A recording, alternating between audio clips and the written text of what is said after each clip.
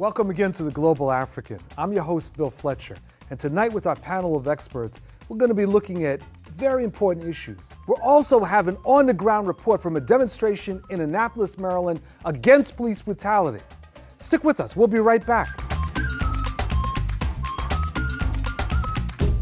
On Martin Luther King's birthday, when movement activists from the Black Lives Matter movement in Baltimore went to the state capitol of Annapolis, Maryland, to demand legislation to address police brutality, the Global African was in the house. The Global African is here at the Maryland State House, where activists are demanding legislation be put forward to address police brutality. I was brutally beat at my home on July 1st, 2013, with my 3-year-old son in our van in front of 30 neighbors and witnesses at the time. I was beaten 18 days to be exact before Tyrone West was killed, all right? And I was beaten by two of the three officers that brutally beat me with two of the pursuing officers that stopped Tyrone with the traffic stop. Internal Affairs was called for my incident, and a proper investigation and transparency was conducted, then those officers would have been removed from the streets, and Tyrone West will be alive today. We need to have the Officers' Bill of Rights disassembled. We need to tear it down. The Officers' Bill of Rights is what these officers that murdered my son hid behind. Their Bill of Rights, which gives them 10 days to get a lawyer, get their lives together, and then come forth with what happened. If I had murdered someone, day one, I would have been dragged in. I mean, we're talking about the reform of the Law Enforcement Bill of Rights. We're talking about strengthening the Civilian Review Board. We're talking about really looking into the development of an independent prosecutor or independent entity where those victims of injustice can find justice.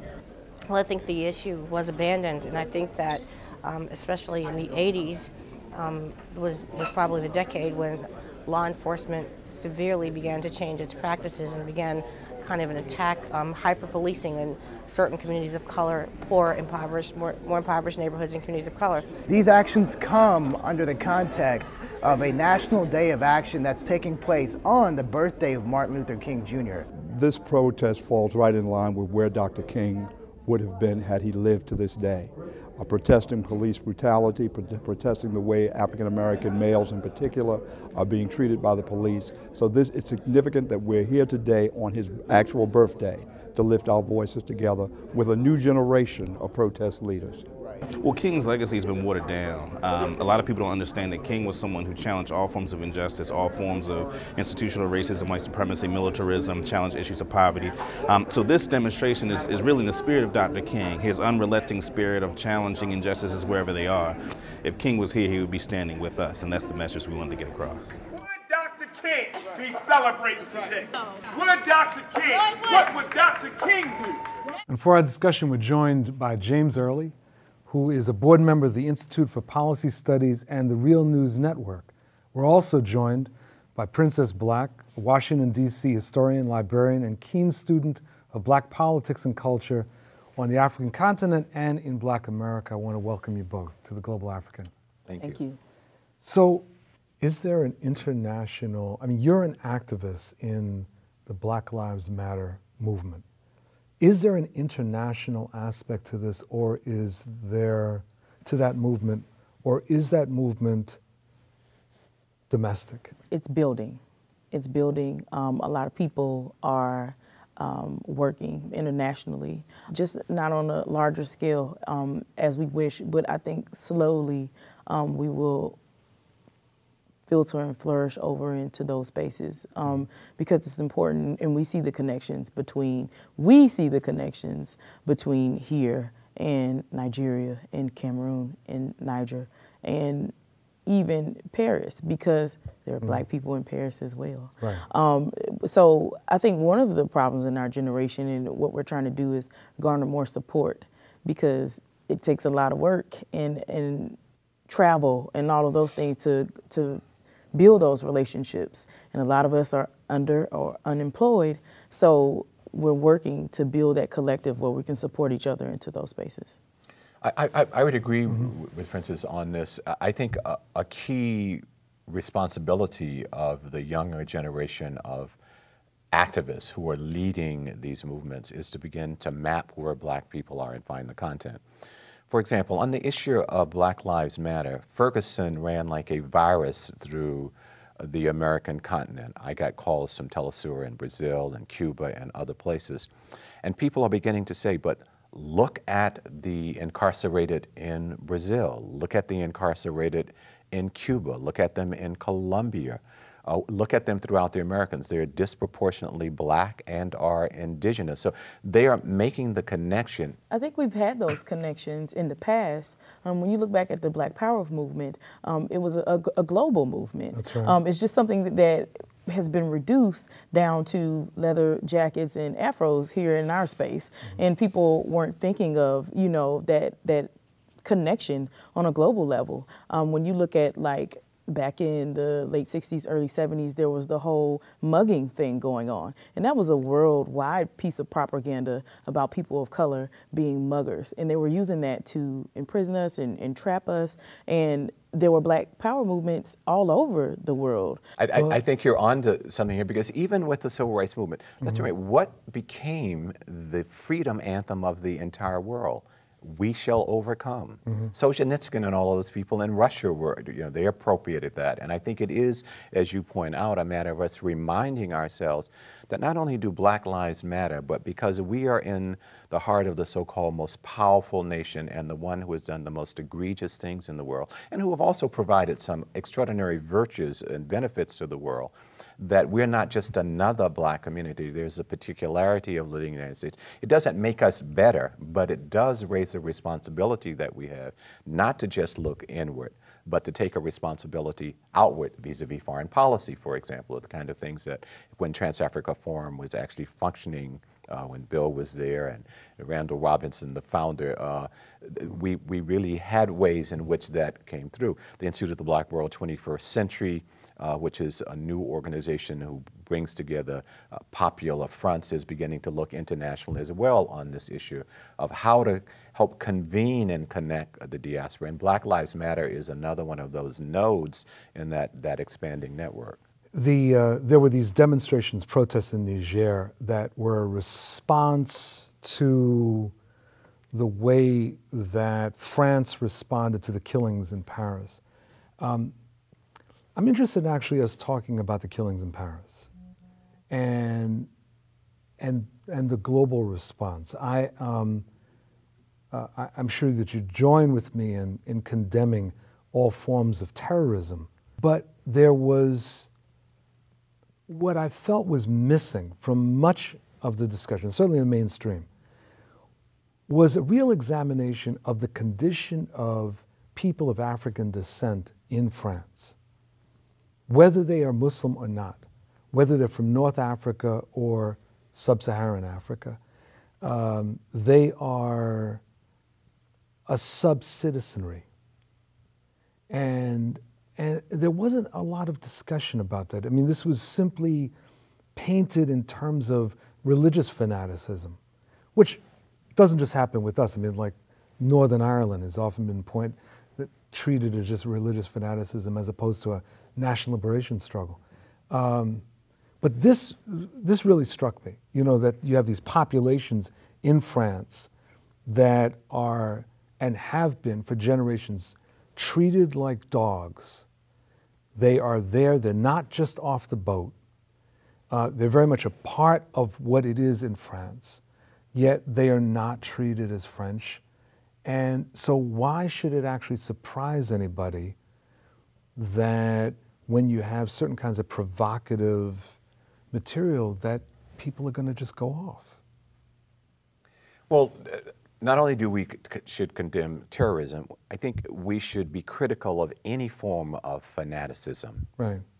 Whether it's Islam, whether it's Christianity, whether it's Marxism, any forms of dogmatism, any forms that close out the possibility of dialogue over what we think are legitimate differences we have. And of course, that's not what's being condemned. So that when missionaries went into Africa and tore people away from their culture, there is a psychological violence that comes out on that. That's right. And so, we have all of these colonial results of Africans in Europe now for hundreds of years. You see these black people in the Middle East who look like us, these sultans and whatnot, they look like us because they came out of the continent of Africa.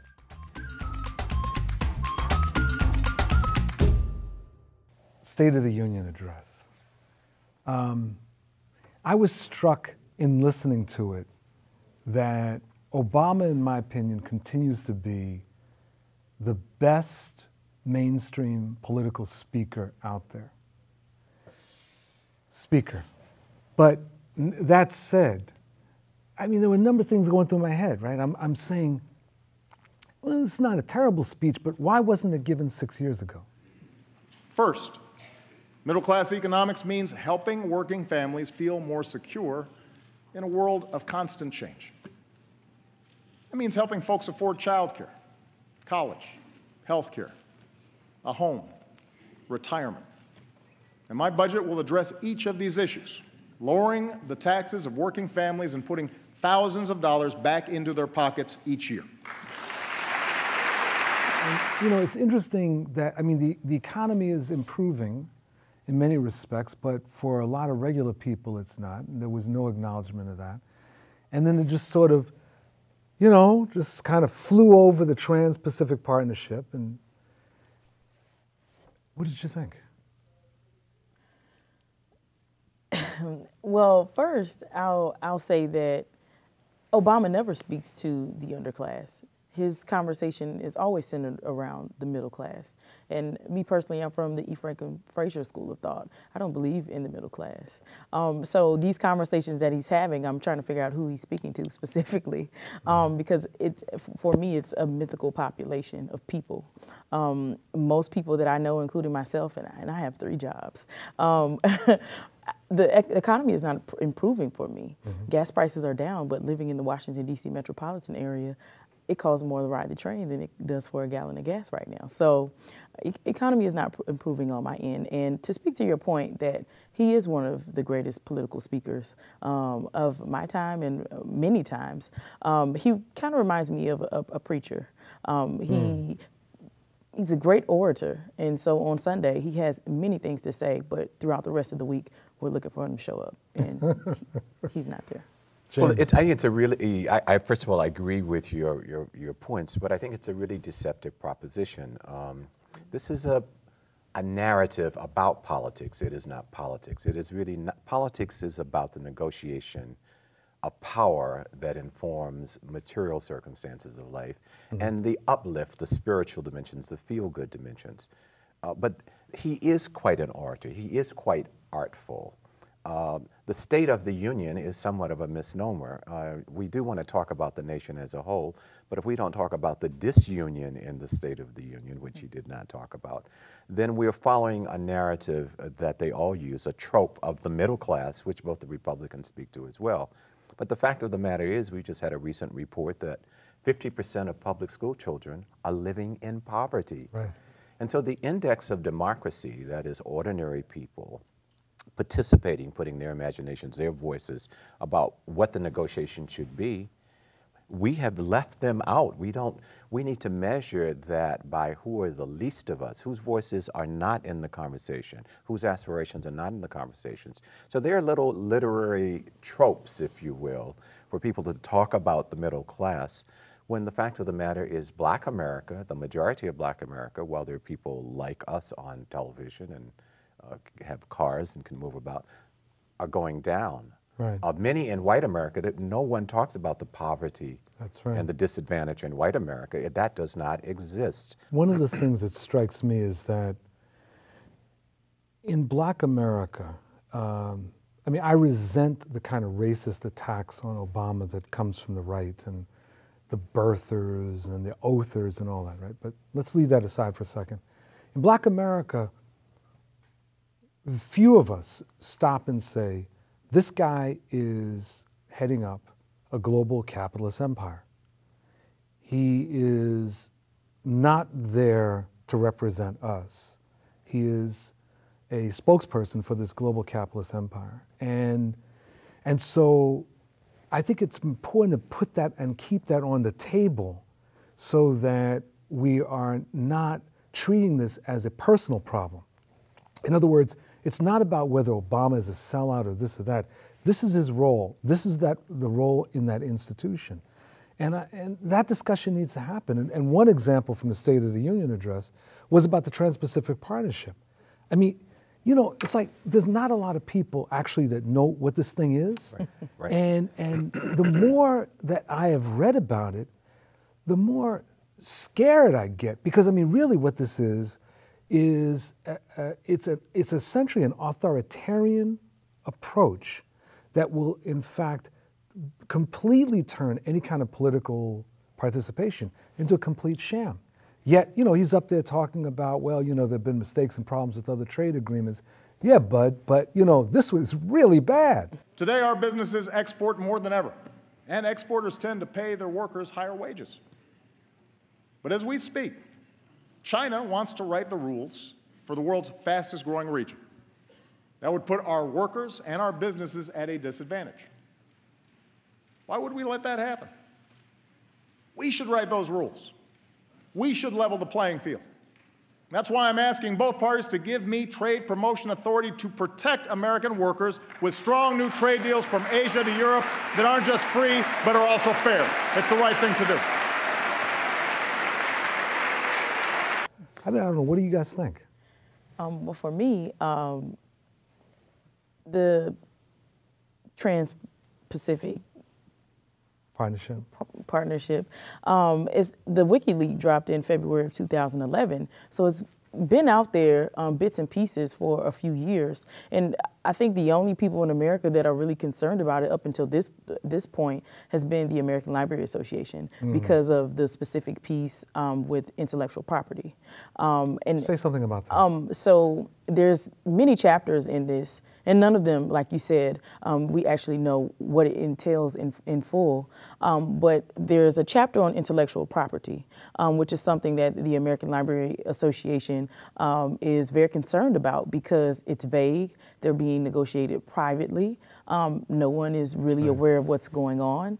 And they fear for how that may control our access to different information, cultural information. And when you use the word cultural, the first people that I think may be affected is Black people, people of African descent. And for me, as an activist, I'm kind of fearful of what that might mean if it goes through and how they may be able to censor us in that sphere, because a lot of the stuff that we're saying is pretty powerful, and America wouldn't allow us to say it if they could restrict that. Absolutely, that's the way it feels, James. You know, I was just thinking about the miseducation of the Negro, and Carter G. Woodson found in Black History. We might take off on that and talk about the miseducation of the American people. You know, what is the Trans-Pacific Pact? Well, underneath this represents a real changed power relationship in the world. I think 40% of the global economy is now coming out of the Pacific, and it will only increase. China holds the greatest reserve of U.S. dollars in the world. China is trading both in dollars and its national currency, the yuan, as a parallel universe, anticipating that if another crisis comes, it will have some reserves to carry on the economy of production, distribution, consumption. Most of the American people, the educated American people, do not have a clue. This is about who will set the rules of the game in the already changed relationship in the economy. Now, of the 12 countries that are tied into the Trans-Pacific Pact, 8 of them already have bilateral relationships with China. So China has already outstripped the narrative, and we're being miseducated by the American press about what is actually going on. This issue of the TPP goes even beyond what we're talking about here and has to do with a global reorganization of capitalism that is incredibly profound. But I'm interested in shifting a little bit to a discussion about the situation in Nigeria and this Boko Haram. I was struck by this massacre that they carried out, and it's happening at the same time as the killings in Paris. When it was 12 or 14 people killed in Paris, more than 1,000 people killed in northern Nigeria by Boko Haram. And the world's response to these two things was so dramatically different. I mean, what do we say about that? I mean, is this sort of a global example of Black Lives Don't Matter? Exactly. It is, in fact, a prime example of how Black lives do not matter. And to speak to what you said earlier about how the right and left news are reporting these things, some news outlets have been saying that there's a lot less murders that have taken place in Nigeria, when in fact we know from local government there that there's been over 1,000. Yeah. So, you know, there's these news sources that are, you know, skewing our view of the situation, and then we're being bombarded with I am Charlie, and not I am Nigeria, when in fact we are, especially Black people here in America and around the world. And it is a global example of how Black lives do not matter. Nigeria is a fractured state. I've been there maybe 2-3 times in the last 15 months. When you go to Nigeria and dealing with the upper classes, you see these families, these individuals rolling around in these big black brigades with these are private personnel. These are like private posses. Running people off the road. It is a very contentious, fractionalized so-called state. The north is mostly Muslim, then you've got various Hausa, you've got the Yoruba, you've got the history of the Civil War, the Igbo. We don't understand Nigeria because we're being, again, to run a trope, miseducated about what it is. And then there's the racialized nature of this sort of noblesse oblige that we see, that when Ebola or something breaks out, everybody help the poor Africans. So the U.S. goes there and builds a hospital that is basically empty because we got there at the end of the syndrome of Ebola, and it just sits there, but somehow the newspapers, particularly liberal and right-wing, want to convince us that we did the great humanitarian thing. One aspect of that is, what is the future of Nigeria, right? But then there's this other question, which is a very different one, which is what has happened in the United States that African Americans are not really talking about Africa? I mean, we may mythologize Africa, we may adopt names and religions, but in terms of issues of policy and real solidarity, it's missing. Well, from the bottom up, it is missing. I mean, the defeat of apartheid, one which drew a cross-class and multiracial alliance, people from different ideological perspectives, different political perspectives, because of the inhumanity of apartheid, really galvanized people. Once the nationalist victory was won, that humanity did not extend to now the corrupt nature of black leadership, who can no longer blame apartheid for what is going on. So that's one of the key factors. And then what do we mean by Black America in this part of the 21st century? So essentially, we must find where we are in the world.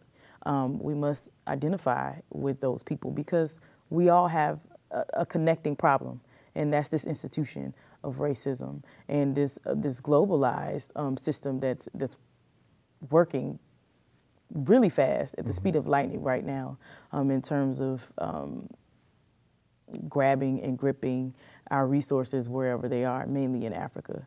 So there's a lot of work that we have to do. And in Black Lives Matter movement, what we're doing right now, people think we're quiet, we're educating ourselves. And so this is a real piece that we must tap into. I want to thank you both very much for this discussion. It's wonderful. Thank you both. Thank you. And thank you for joining us for this episode of The Global African. I'm your host, Bill Fletcher, and we'll see you next time.